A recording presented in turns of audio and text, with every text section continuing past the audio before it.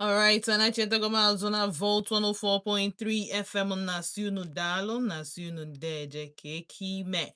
Yes, and I chetagoma can me pay phone line, and of course I'm na YouTube na olukwa na Facebook. So nwa ajụjụ ịchọ ịjụ, ọ bụrụ na ịchọ wish ndị nna Happy Father's Day na Odenigbo tata Happy Father's Day anyị na Odenigbo ịghọtago anyị wuriri anyị ga-celebrate ndị ụmụ nwoke.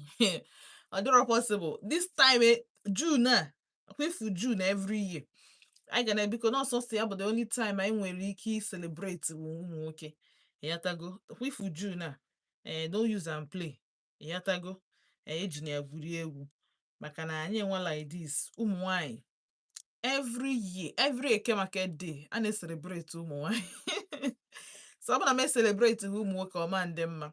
Alright, so emepego m phone line. Of course ọ bụ na ị chọọ ikene mpa gị kene, mana ihe anyị ji maka ya wee bịa bụ maka ụmụ nwoke ife nna nwere ike imenwu ụmụ ya agbayapụ ya, ụmụ ya eme ya abandon, ụmụ ya eme ya asị na agba ya anụkwaghị m ụmụ ya agba ya anụkwaghị m, ụmụ ya ghostuo ya, ịma ihe bụ fa cancel gị in their lives. Kedu ihe bụ ihe ahụ nna nwere ike megide nnọọ mmekiri ọwụ na o nwere ike ime? Ọ dị possible na o nwere ihe bụ ihe ahụ ka ọ na o nwero? Because ị na-anyị na society anyị n'ụbọchị taa, ị ga-afụ a lot of men is either na ha na indulge na ka ya na-akpịa this collective crime, jungle justice, or na ifula ofu nna welu nwatakịrị jee gwọ ọgwụ ego ọ kidnapụọ ya, ihe ọ nọchị iji jide nwatakịrị, ihe anyị ma bụ na o mee gịnị, o kidnapụ nwatakịrị. Ọ ifu nna na-eti mma ụmụ ya ihe, yes, nna bụ a woman beater. Ọ ifu nna na-ezu oshi, ọ ifu nna na-adị take responsibilities for his children. Ya ịma ihe bụ any atom of responsibility ọ mara ya. So kedu ihe bụ ihe ahụ nwoke nwere ike imenwu ụmụ ya agbayapụ ya? Ọ dị possible na o nwere ihe ụmụaka nna nwere ike ime ụmụ ya ahapụ ya, or do they keep forgiving their fathers nwere ụdị ajọ omume a? And a lot of men na-eme ụmụ ihe ndị a niile bụ ndị nwere children, but anụnụbeghị m a situation whereby as na ụmụaka gbahapụrụ nnafa for so thing, or na pafa dị otu a na-eme otu a they wee hapụ the man. Anụnụbeghị m ya, mana ọ bụ na ịnụnụ gị kọọla anyị n'ụbọchị nkịta enye ụmụ nwoke ohere or even the women issue congratulate ụmụfa, ịghọtago? So kpọọ m na 07060485853 ma kpọọ na 09155708347. Hello. Hello. Ka ime? Adịkwa m mma. Happy Father's Day na Odenigbo. Ị kwesịrị isi m thank you. Ị kwesịrị isi m thank you na mesoro gị bụrụ nna. Maka na echetaghị gị na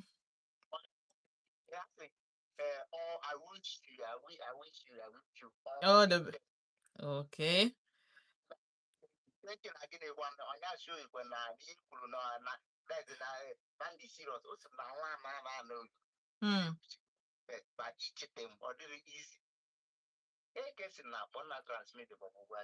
Daalụ sọ. Ọ dịrị ihe na redio niile nọ na Enugu mgbe a na-ego tata bụ Happy Father's Day maka fathers. Ọkwa fathers ọnụ onye ga-apụgo na chen onye bụ fada rima ọtago anyị show nwanyị best all the best.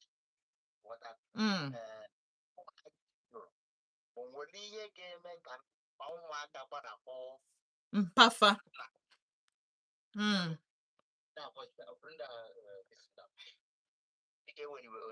nsogbu adịrọ. but the reason for that only naga bụ na nna na-enye nsị ogbuchego ụmụ ya mmechi everything ọ chọrọ ka m n'iru ezinụlọ famili ahụ ụmụaka nwere ike rapụ ụmụaka nwere ike ịgba ya anụkwa m because a ga na-agwa ya mpa emeziri ụdị ya asị na ị na-eme ụdị ya ọ na-adị n'anyị mpa asị na ị na-eme ụdị ya ọ na-adị n'anyị ndị mmadụ a na-anwụ onwere na progress ụmụaka nwere ike rapụ but the reason why because ị nọ enweghị isokwelu nwee jebe na ndị ọ na-ewu because ogbugide ndị nke ọzọ ahụ bụ na n'ọfọrọ dịkozi ogbute ebe ọzọ ga-abịa bụ idegbuo nke mkpọrọ akpọrọ so ụmụaka nwere ike rapụ because ya ga-agwa gị abụ na omego na matrate ụgwọ man this man na-agwa gị ya ụmụaka ejije Lagos ije mba dị iche iche ma outside nwoke a achọ ka ha gaa n'ihu achọrọ ka ha gaa n'ihu ana-ajụ ese ebe ụka na-eje ụka ejebe ndị na-eje n'omenala ejebe juves ihe na-eme ha gafere megide m ga-anata ụlọ jụwa mpa asị na onwekwe neti na ama onwekwe neti na ama teaching us ka nkọtọ story a short ịmana o mechiri this man ka ịfụ ka Chineke si eme ihe chi ụmụaka ahụ adị mmadụ 5 on this man this for ụfọdụ sọsọ ịbụa bie break the cost nna ha mere na be asa nọ nna ha ga-ere o nwere ebe ha jere aje US ndị asa nọ mpa achọ nke x-ray bịa sị na nye 7 days ọ bụrụ okwuru okwu ya na 7 days ya na ọmụọ ọnụ ya confess ụfọdụ n'ime anyị na-agwa gị before and like ya na-agwa gị life story ya na ome this man wee kpọpe wee kpọba ndị nwunyere kpọba ihe mere n'ezinụlọ na-ekwu ihe mere n'ezinụlọ na-ada aga ịma na ndị ụmụaka gbara akwa mana etufuru onye n'ihi ụmụaka so mpanụ nke na-eme ihe na-eme ya bụrụ fif na kpọrọ ya bụ ihe mme na bank na ma mechenwu after every ya na abanye na chọkwa mkpọrọ ga-afa ndị a na Chineke gozie nwa na-aba anwa wọtago reta nwụ 5 3 angwụ bụrụ ihe mba ha mee so ụmụaka ahụ jụrụ ihe ekwutere okwu mba asị gị gịnị na ọbụrụkwa mpa ha na-emedu ụdị ya na ọbụrụkwa mpa so achịchịrị azụ ga-enwe melitin nkọsi ya bụ ebegide na-agwa gị emezina ị na-eme ya na-adị n'anyị mbọsị oge su a ga-adị n'anyị kwanyị na mata na ọhapụ n'ọbịa ọmụrụ ha pọta ihe anyị ga-eme gị chọrọ ka ha gaa aka egbu ụmụnne na-eme ihe arụ dị iche iche a na-adịghị igbo ụmụaka nwere ike rapụ like ụmụaka ikezi enwere ike rapụ n'ụdị kọndishọn ha ndị papa niile ndị dị gud agbakwa ndị na-eti nwunye ha nwunye gị bata ọhọzụcha ihe niile ọ ga-ahọzụ bata itinye tikpo si na ịbụ gị bụ fada gị bụ the head ịbụrụkwa head ịbụkwa bụ nonsens ba iti nwunye gị ihe ba iti nwa gị ide gị sure na put food in your table onwe netin mpụ ị na-agba n'onwe gị kwugoliche ọpụtakwesị anya kwa ụgwọ akwụ nwunye gị na-akwụkwọ ụlọ ịnọrọ na-esitọli ọ na-aṅụ oke mmanya na-agagalị na-egwe oke gị na-akwụ olingo ịbụrụkwa mpa ede-echetakwa gị n'ụdị ndị ahụ na-echetakwa ndị na-echeta ezinụlọ ha na-ebe ka ezinụlọ ha dị n'udo ka ndị ọzọ bata daalụ sọ daalụ and of course o use instances mee na village wee bịazie wee tinyekwala anyị 1 or 2 things nwee ike ime asị nna ụmụaka agbahapụ gị because enwere lot of situations ebe ụmụaka nnafa dị ndụ mana ha amaghị ebe mpafa nọ ọ bụrụ maka na edeny for access to the kids nya na ọ hapụ ha nalie ehe apụtazie deny ebe ha access or nke a bụ na ụmụaka so mpa ha tolite nọkọtazie ha maazi ebe mpa ha nọ. Hello, ka ime evening o mgbede ọma ka ime nnọọ I'm fine ka afa gị na ebe isi akpọ m afa gị bụ gịnị hey voice gị na-ebreak ọ dị ka mmiri a na-ezo side unu Ganiru. Okay, Cecilia, no.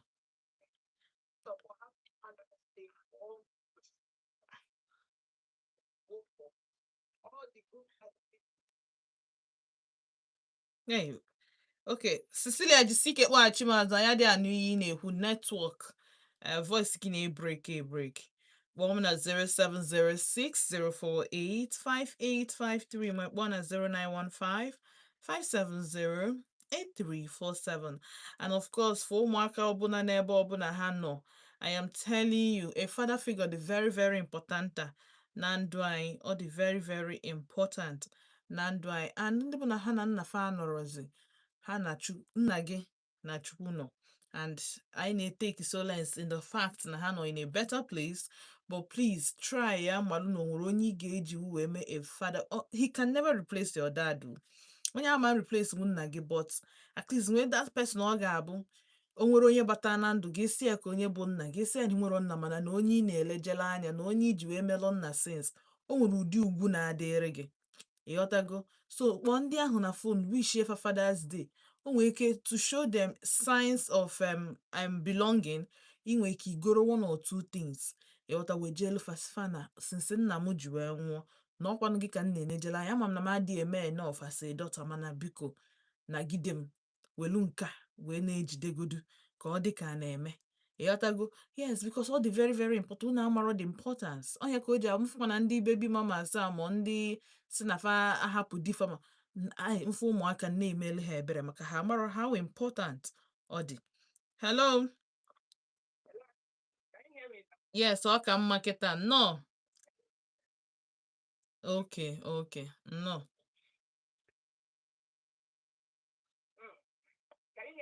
Yes, Anne Marie na-ekwu Cecilia.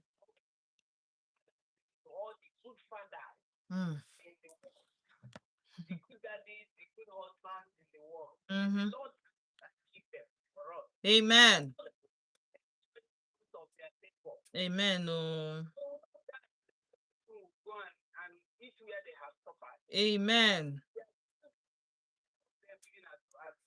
Amen. Amen. Daalụ sọ.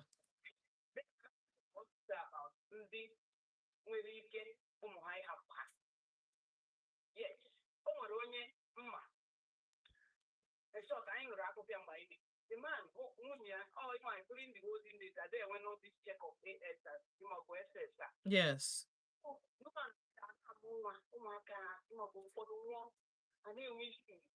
So finally, we didn't get over one and then we carry that issue to SS.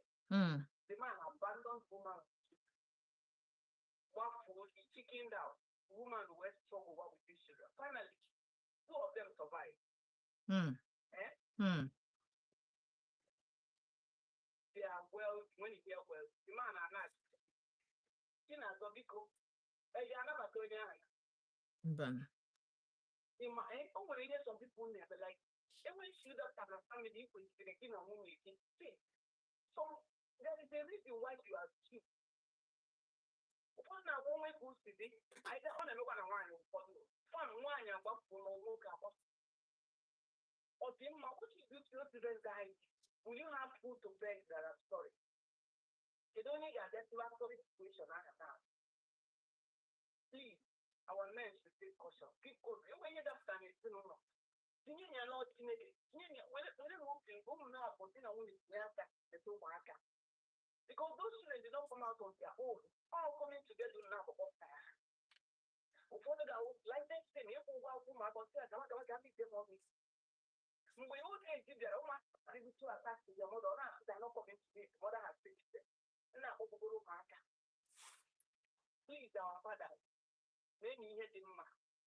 Didn't get them off my two go they want to fool you. We are then looking off my big coat. I've known your mother, whoever, look at the good ones around you. Learn from them. If you are something around, this now, I'm going to that. Imagine one minute, they pop up. Something cut down. When you want my phone, I cannot do my so that blessing needs to woman can give you at the end of the day. Can you live a life of regret? I pray that God will keep our husbands and our dads as they celebrate their day. Thank you very much. Dalo, sir. Thank you for calling. Dalo. All right.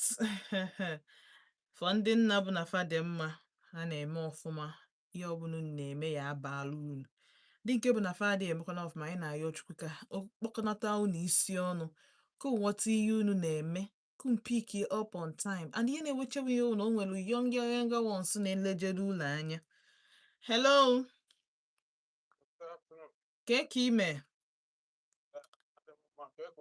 Adị m oyi mgbede ọma.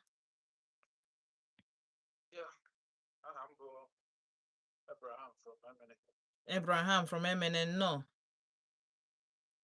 Nke mbụ bụ na achọrọ m iji ohere a wee kelee nna m Mr. Patrick Ezich. You have been a good father. And secondly, achọrọ m report nwunye m because o mere m ụka nna. And mụnwa na-ekwu na ọ bụrụ na o mere m ụka nna nwa ama mekwara ya ụka nna any other year. It's not funny. I am seriously saying this. Are you serious? Angry inside me. Because I'm a mere birthday, or they are mere birthday. They are mere okane, or they are mere okane. So you are Oriako, or what are you getting? Not even an ordinary appreciation. When I order. So now, I'm a drop here as a mother here for you to use this as a point to advise other women, because right now my mind is made up. She did not, and I'm not going to take a decision. Although no matter anything to compensate me, to make me happy as a father, because I know how I'm taking care of them. I will never do anything to make her happy again. Not only Okane. I rest my case. Hold on. Unfortunately, I like one of their bar, but we get sent the number for a gay boy. Somebody be here. I complain go be here for more than 4 years. More than 4 years. Just to tell you how far I've been about this matter. For more than 4 years. Only a birthday. Chereo can be. Cherek.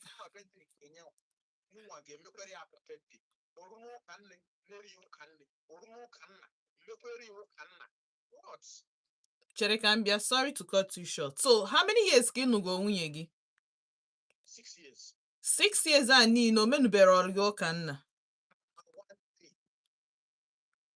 I'm on air. Ọ na-arụ ọrụ? Nwunye ga na-arụ ọrụ? Nwunye m na-eme business. Ọ na-arụ ọrụ na na-arụ ọrụ. Ọ bụ na ordinary pure water here from your heart is more than a 1 million. That is come from your heart. Eziokwu. Okay, ọ na-arụ ọrụ all the things ọ na-ego, ọkwa ego m ka o ji ekwe. O si ewute ego, ọ na-arụ m ego. There's a woman that collected money from her husband. No, we actually lo and behold, we prepare a very, very special birthday gift. Now the man is not even thinking of that she collected the money from him, but he is so happy that at least she have him in mind. And she planned towards making him happy, even though it is his own money. But at least that's what matters. So I'm not happy. I'm very, very bitter. Very, very bitter. As I'm talking to you now, I'm not my bumble. Every day I don't even rest. Every day I don't rest. As I'm talking to you, any day does in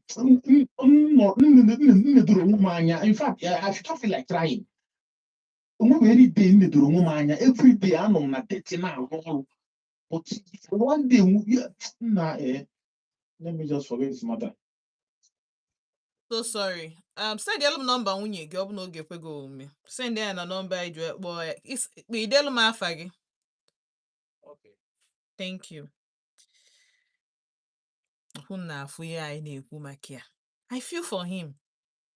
I feel for him. Ebe a nọ na ọ bụrụ mbanye YouTube anya mmiri dị m n'anya. I feel for him because some women do not even know otu ụmụ nwoke si agba mbọ every day. Otu ụmụ nwoke si agba mbọ every single day. Onye nke bụ na o nwere ife ọ na-eme arụ na-agbake ya.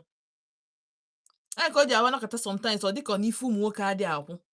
Because why ihe dịrị nwoke nwere ụdị ndụ ọ chọrọ ibi probably na ọbụ ụdị ndụ ọ na-ebi bụ ihe ọ bagain for himself but ọnọdụ adịgo ka ọ ya dị ngwa the small kwesịrị ị na-abata ya batabazie mba.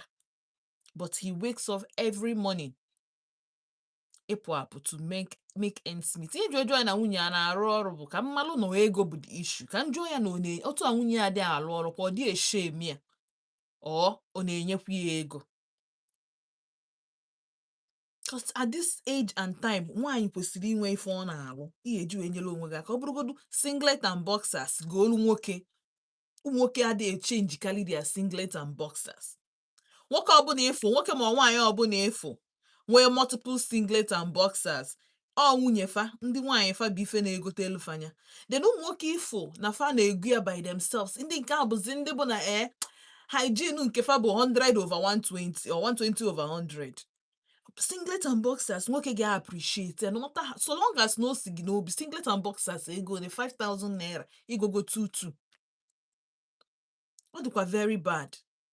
Izi mgbe o bidoro eche m na mkparị ama I was even laughing che na just nọ ịmago na nwunye na-emegburi o ruo this year na omero ịmago ọ chọzie ịma njakịrị. I never knew he was serious. That is so unfair. Yesterday nwa ka m jistizi unu yesterday apụta na abalị Saturday amarọ m na family group my family group right my mpam bụ send the message as of 7 a.m. mụ mana nna akwado ọrụ n'oge on Saturday maka ije afịa. From message until 8 in the night. Hey, ọ bụrụ mgbe ntị Chinazọ bụ ntị Chinazọ aka ọ bụrụ na m kpọrọ vote FM na Odenigbo mkpa yes nka na-eje ije abalị abụ m onye ije enwere m ike iteta ụla like this ebe 9 banye moto si na na-eje ọka mana ịmago ka mmadụ na-eto ka o nwere some certain things ị ga na drop na position ịmago tinyechasị ụmụ ihe ụfọdụ na position your life. Ọ bụrụ before ka m fụrụ meseji a nna m na-eme fada mpamụ bụ na onwe ka o si wee dị like this ọsị m Chinazọ nataba na mgbe o yi elu dị nsị ada dị nna na m afọ ọsị m resign ya be nna gị dị resign ya tazi na nsị ada ọ dị ka chọrọ ka m bụrụ mmadụ ọsị m no ọ kalụ m mma na m nwere nwa m na be m karịa na ọ pụ na-ata ahụhụ. That is how fathers are. Ọnya bụ na ọ bụ nna. Ọnya bụ na ọ bụ nna. Ọnya bụ na ọ bụ nna. Ọnya bụ na o kwesịrị itete every morning isekpụla na si Chineke nna gọzielu gị di gị. As a daughter isi Chineke nna gọzielu m nna m. As a son ị na-arịọ Chukwu ka mpa gị bụrụ a better version. Gị nwa na onwe gị abụrụ the best version of your father. Nyanye wisdom and knowledge. Wee ruo n'ọtụtụ ụnyaa my sister nke mụ na ya bi nke ntọ direct wee sị na ọ na-eje ọka. Hi! Nsi Odenigbo Monday kedu ihe mmemme like this? O nwere ihe mmemme because I must show up. Ọ bụ na m abịarọ now kedu onye this man ga-akọsalụ? Ọ bụ na m abịarọ taa mmarazi ekwu maka Father's Day echi niile bụ Tuesday except na enwe guest because o nwe ihe dị mmụọ na-eme sukesuke kwamkwam mgbe ọ ya si dị hot a na-eme ya. All these congratulations na thank you anụ niile anyị na-asị taata onye ga-asị ọ bụ na m anọrọ na Vote FM but mma m make sure na o si ihe esiri yesterday my bro ọsọsọ mbife in fact na family mezughị ezugbo mụ nwa bụ ihe ejero. Everybody showed up. Why? Because my mother decided nwunye nna m decided to turn up. Ego adịrọ mana no matter how small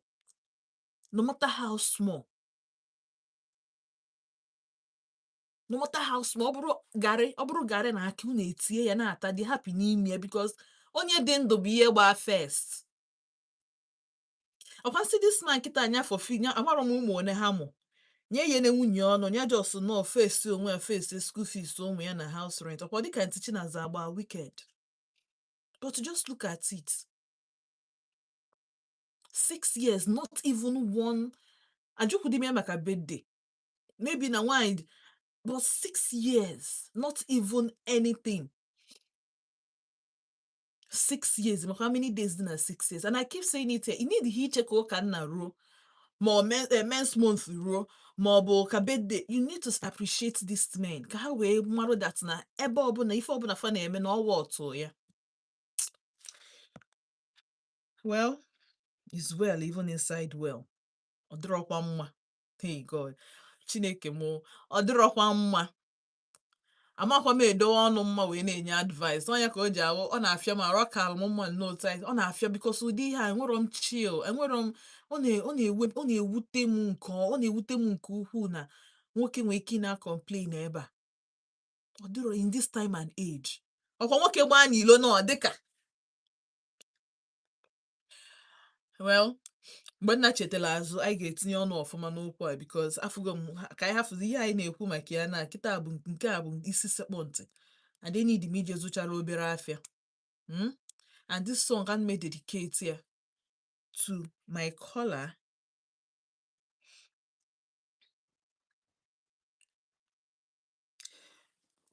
and every single other person. To my caller and every single person slighted by their wives. Odiroma. You feel that they should be doing better, but they are not. Mana, don't worry. One day, we flow otu bossy. I promise you. Amarom no we about 6 years, or it's not like no make it. Just can you go to Zucha Robert FM when na chitela Zuchita in on a Volt 104.3 FM. Afam ban Chinazo, kita aboge ndi boy na ODENIGBO. And ka na-agakwa n'iru na just ka eje mechagharị obere arụ mgbe nna chetela azụ anyị bidokwa ebe anyị kwụsị. Ndewo.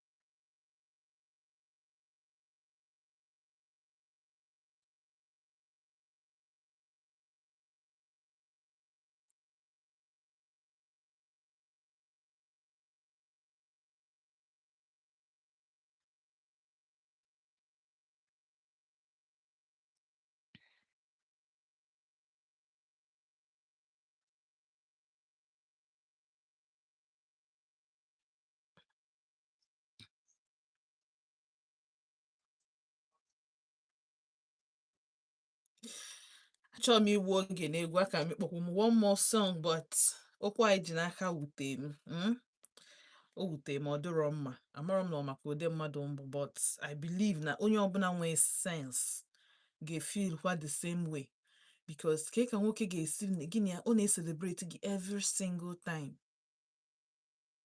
single time birthday ụka nne o nwere ike sometimes self or just gochara ihe bata mana that one time whether na birthday or ụka nna asọrọ gị mee much ọ bụ na unu ejibu azụ esi nri ofu azụ ka eji esi nri that time around ijishi ike si ya honey ejikwa m 10,000 ịma na ụka nna bụ echi ya o nwere ka ọ dị achọrọ m celebrate gị ego ole ka ị ga-enyekwu m ka ọgụment achọrọ m isi nri ka ọ gbagotekwu onwe obere ime ya otu enyi man gwazi gị otherwise mazie na onye a chọrọ okwu ị nwezi ike ịchọzi ije dị n'elu onwe gị ana ọ asa ezigbo mmadụ ịbụ ezigbo nwaanyị because of course ụmụaka nọ n'ụlọ ahụ ihe ị ga-emezi bụ ijiri nwayọọ jeere onwe gị gịnị jee afịa wite ife ọbụla inwe mana ọkwa ifu nke nwoke ịpụta na complain otu a ihe adịghị emetekwu ya amarọ m na o nwere ebe ihe nwoke mee amarọ m na o nwere na nke nwaanyị anụ ya to punish him amarọ m I don't understand why because everywhere every single person mma a na-esi nri a na-celebrate nwoke sịkọbazie nọ nke nwoke wetara ego ma na ọ bụrụ nke nwoke wetara ego sịkọbazie ya nọ ka ọ bụrụ akụkọ but a na-eweta ego ka ọ na-adị eweta dede bringa a na-esi nri ka ọ na-adị esi nri a na-esi ya achọ honorable na-akpọ m since achọ m ịnụ from honorable eyotago because nyawa na onwe bụ one of the elders anyị nwere n'Odenigbo and ọ na-akpọ m like this and because nyawa bụ a successful father and a husband. Honorable agafego 60 years so he's a successful father and husband and o mere m nchete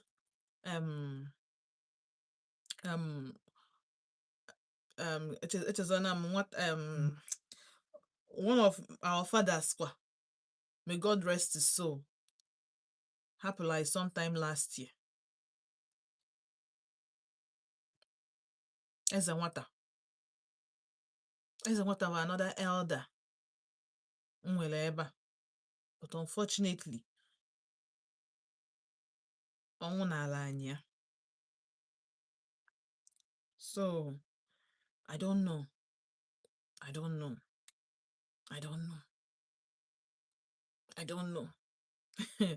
here are common things something simple anyị nọ na-ekwu taa yes mana Godwin of Volt Sports anugonu nwanyị now right so he was so proud gosi anyị ife nwunye birthday ya bụ nwanne birthday ya sometime last week ebe Thursday or Friday tata nya abụrụ Father Sunday and he came today ifu ka o si ekwu ya that na just marry if you marry like this nwunye gị ga na-enye gị si ya na ọbụrọkwa mmadụ ụmụ nwaanyị niile na-enye si ya na ihe anụkwana nke dị stingy ọ bụkwa ụmụ nwaanyị niile na-enye little did I know na ụdị nke a ga-epresent onwe ya n'Odenigbo.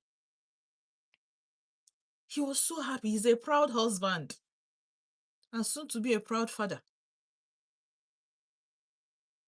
So why can't all the men nọ na ndụ anyị be this happy? But of course some ụmụ nwaanyị make a life mission make sure that na ha frustrate some men and their efforts. Because something you appreciate your husband, of course you're not appreciating his efforts what tear down as if that he's not doing anything and whatever he's doing is not worth it. So tell me why a man will not call and cry like this. And because this month chete na ị promote ụmụnwoke to cry, wail, open up, talk, and the days are gone mgbe nwoke na anyị na-akpado na-ejide ya unu ejidezina that's why you people die unu nwụọ like this nwunye unu ahapụ unu nụọ nwaanyị nụọ di ọzọ or they move on with their lives as if nothing happened. Meanwhile gị nwa ji aka gị wee nye agbuo onwe gị because you decide go n'ime onye onwe gị time I decide go na ịma nnodo onwe gị anya. I decide go that na n'ọkwa ezinụlọ m gị nwa na onwe gị chelugodu first. Na Odenigbo adị m support ụmụ nwoke ichelu. Biko ị na-egote ice cream for your wife, na-egote shawarma for yourself. Ị na-egote shawarma for your wife, na-egote yogurt for yourself. Ọkwa ife onwe nke a na-akpọ parfait. My brother, taa ya tajuo ya afọ. Otu ọ na ịchọ isi wee mee ya, but make sure na ị na-ego nke nwunye gị. Ọ bụ na source of 5,000 naira ka iji, my brother, chọọ 225. Enwe nke a na-ele 2,500. Ị na-ego nwunye gị, ọ na-ebu gị nwa na-ebukwu. Ọ bụ na ibu adịrọ gị n'arụ, ọ na-ebu gị nwa na-ashine. Somehow, your bodies will show that nu na-eri ego. Ịghọtago? So ọ na-ebu n'isi, na-ebu n'ukwu. My brother, na-ashine n'iru, na-ashine na skin.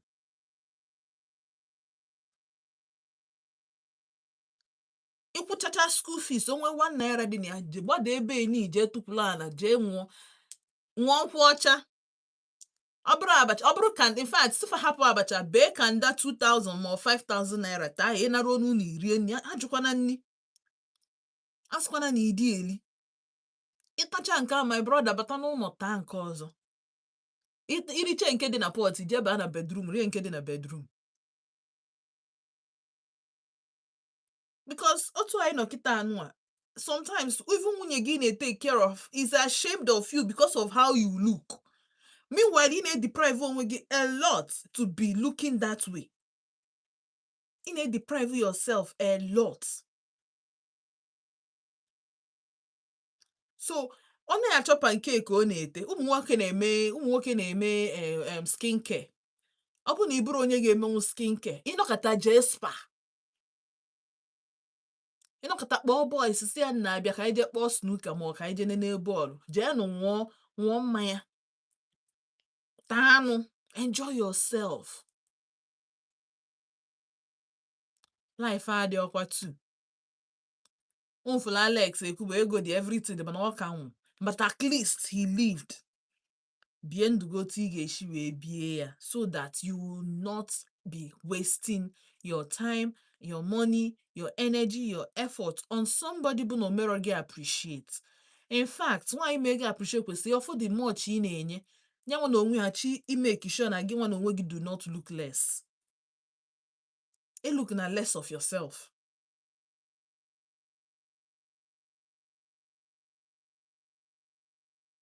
So nwe ike ọ na-eche gị anya onye ka ọ na-celebrate, onye nke ọ bụ nwoke. Ai, ụnụ amabere ụmụ nwaanyị ibe m. Some of us dị very, very wicked.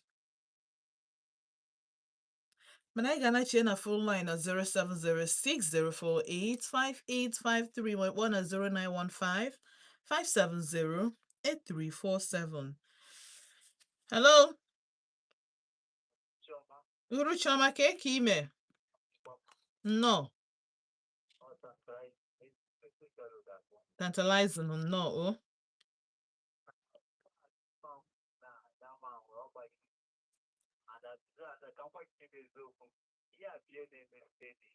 Starting from the child. All the stuff from Omaka, Mamboyaka, Peru, now adult stage. When they make as we are a people life. See, I've done a game no one in the way, Yamano, breaking a mumble, or do I think the people here? I got them for the reason. The Peru, my can, Bruno can. And the people that try to get to the class also. Oh, wait, somebody passed. One day, I'm addressing the real. But on my foot, how much you think good? Oh, I think it's a good year. I think she knows that the real. I will too. I'm going to get a bit of your own. Keep it for the breaking one. So that is the life there that has bring out of the protein out of the but out of the sugar. I told my those who think that it's book one now. But it was in the year or not too old. Who will else be found? Shall pass of the point. Next to the other. We have how much you saw their chest. Oh, good to guys. They're not feeding us. Yeah, I mean, your life for people asking slowly. And all the people that you're going to try to get grant, make that, once you get this, or how good to clean cow, water. And all for all that time, or how to when the Mhm. What you onwe ya ka akwa. that's or whatever. All that I do, which is what I got to do, that we got now one if there are can't survive the good. Now, we didn't pass the good. It got a word from a but that thing to go on more. And that we got to do the rest of that. We got that. All that is so that it is like, or this go would go to that all at all. Looking after that, you all man we all have good people. I don't think you know why. People, my wife can also go to go there. I got away. Now, more serious, what I get cat to make an answer. You go to walk on the problem. It's not so good. It's also what I say. It's not good. Now, it's for the time. So, yeah, you show the life and dialect. You might show you down up to help you. Moving down to put in the chat, you process thing that is okay, look at it. Okay, down on my road. I think this room, why this look is just way. Open minded as a person. I go, oh, so I think you are about that. Now, for our young, if you have on our phone, I told you they got it done. My peace, nothing at all. Fine, not half there. So, yeah, it was what I thought. Daalụ so. All right. Unu anụgo nyan. Hello. Mgbede ọma ka eke ime. Eke si nụ nnọọ.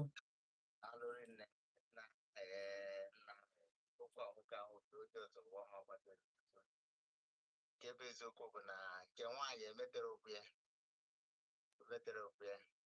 ọ bụ na gị na-adị gị nọ n'ụlọ na-ebi n'udo enwere nsogbu olu na onwe ndị celebration ime show love ịmasị ya dadi ọ bụrụ na ijiri si ya dadi na-ekwe n'ụgwọ ka o si dị na amakọ m na taa bụ mbọsị nke gị ọdụ na ọnwekwe ka o si dị o nwere karịrị a sị na ọnụ mmiri okwu ọma na-ededu obi ụmụdokwu ya dị asị oke nne m ama m understand aghọta m enyere onwe gị nsogbu nke a dị iche nwoke akaghị nwofe ya ebe ọ dịkwa mma ma na-enwofe tangod ọ bụrụ oge sendị gị nọmba o sendịrị gị nọmba ya kpọgana ya jụọ ya hụtara ya n'odenigbo bụ ebe na-eme ihe ka ihe dị n'udo anyị na-eti ọgbaghara anyị na-eme ihe siri ike ya kpakọtị ọkụ ya bịa ejela vot wọtago na chịkọta ọnụ ọfụma ụda gị chịkọtara ya agbadagwa na mgbede chekwa dị ya sita ya achịkọ dị ọfụma ọba isi so biko atịchara azọ nna ya biko dododo because mmanụ biko my brother from another mother that brother kpọrọ biko nya butuo ya ga-asọ ọtụtụ ya out ya bụ okwu ntọrọ ekwe ya like my God my wife one small girl at the moment can normal at the day but my wife the last amada so want to know about the job that ya oh my day guy about this woman a block of yeah yeah yeah want to keep when you get them so no na kwata ta ko kan le kai celebrate na tata o to mo ko so di nga mo ko no di ko so na do kwa nga mo ko mo do di kwa maka o ka mo kwa like yesterday ejiche m di na abata ọmụada tep ihe egote ya mkpọdo yesterday bụ ụka nna ịghọtago branch na spate golo 1 or 2 bata ọ na-abata ike ọbụna 8 je only because ọ batara ebe 3 ịghọtago maka agbapọda dịgo fọwọkọ ekwe ike ka anyị tata bụ na fọdate ịghọtago so onye ọbụla dịkwa happy onye ọbụla family na-aga ka achọ Ile ya ihe ụlọ obodo bụ one ọ na-abụrụ otu brother biko butuo a ga-asọ ọtụtụ a afọ nwunye gị ga-amaka na ihe onye bụ n'ode celebrate gị tupu ma pete ọtara ya ma na anyị abụ nwoke na anyị bụ chebes ebe anyị egote olugbo na Father's Day anyị gote elu na Mother's Day anyị gote elu na Christmas anyị gote ebe so brother bụ butuo a ga-asọ ọta biko jelu n'oge n'ọkpụkpụ biko sapụ m olu mmiri okutu wee na-agba n'ụbọchị cheki ihe ogide nwoke igwe omude na but a ga-asọ ọta biko na ndị ọzọ batara bụ daalụ sọ daalụ ekesen. And of course nka na-eche nọmba gị ọ bụ na ị dị forthcoming with the number nọ ife ịchọ ka a gaa n'iru but ọ bụ na ọ na-ege ntị ya gee ndị nọ n'Odenigbo ntị o nwere ihe ọzọ ha ga-ekwu ebe a enwere ihe mma ekwu ya karịa ihe ha ga-ekwu ịghọtago so ọ dị very paramount that na ụmụ nwoke you take care of yourself and they should be taken care of ekwesịrị ị na-apa mpafa ọ dịrị izi nwaanyị na-arụgodo ọrụ ụmụ nwoke nwere ọrụ nwaanyị ga-arụ ya aka nke nwoke na-arụ onwere ụdị ọrụ ị ga-arụ ya aka nke nwoke na-arụ otu Chukwu si wee kee onwe nnọọ ka Chukwu si wee rụọ the thing ịghọtago hello mgbede ọma ka eke ime nnọọ ka afa gị na ebe isi akpọ m ezimo nnọọ daalụ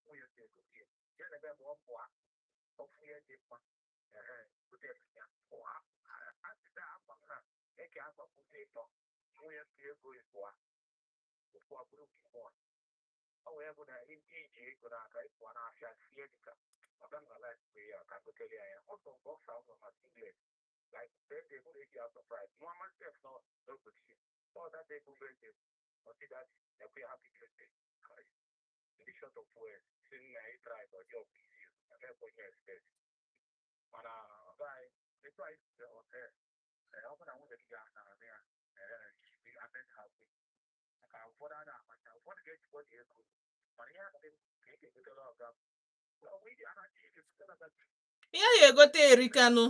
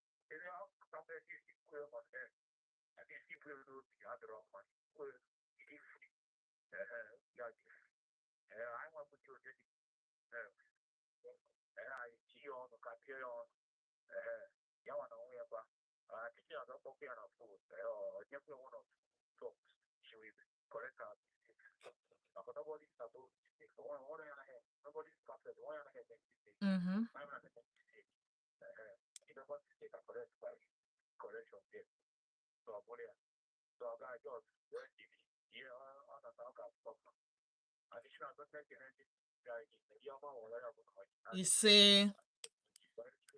ise daalụ ezimo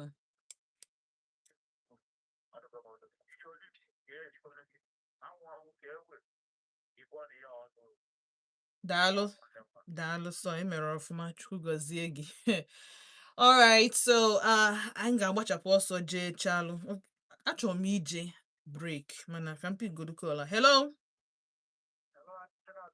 mgbede ọma ka eke ime mgbede ọma nnọọ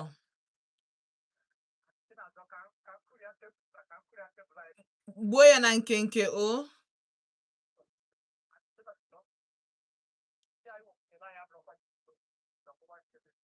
gwana anyị nke bụ isiokwu na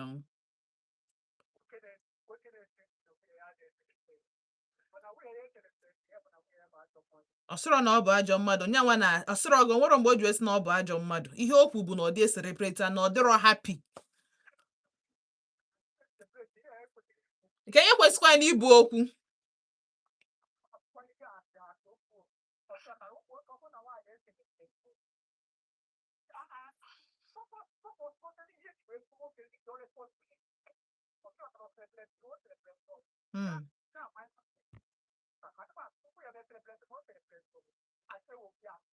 ajụjụ nchọ ịjụ gị kịta nwunye gị a na-eselebreti gị ka ọ na ọ dị eselebreti gị asị anụmiyi ikwu isi na ọ dị che ka m bịa n'ọnụnụ chere ka m bịa chere n'ununu asị m nwunye gị a na-eselebreti gị ka ọ na ọ dị eselebreti ma bedde ma ụka nna oyara daalụ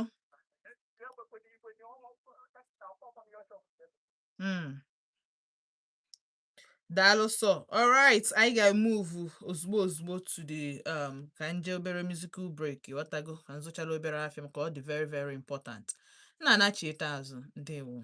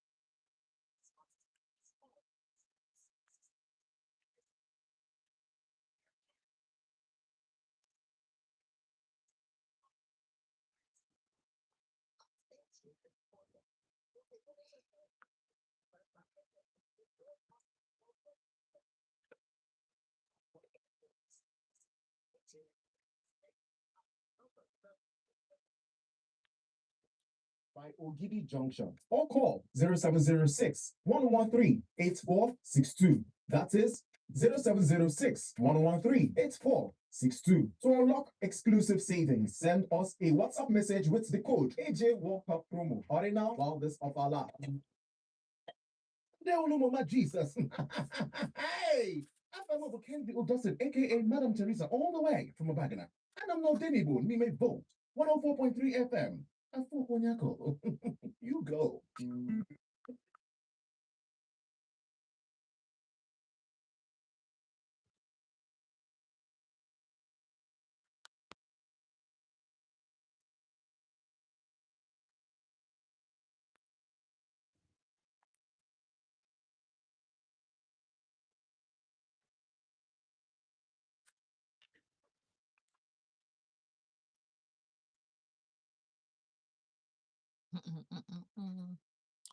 Cause your love is nice. Hey, cause your love is all I ever wanted. Cause your love is sweet. Cause your love is nice.